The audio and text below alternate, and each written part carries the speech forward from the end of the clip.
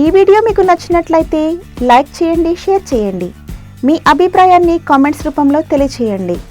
మరిన్ని వీడియోల కోసం మా ఛానల్ని సబ్స్క్రైబ్ చేయండి. నోటిఫికేషన్స్ కోసం బెల్ ఐకాన్ని క్లిక్ చేయండి.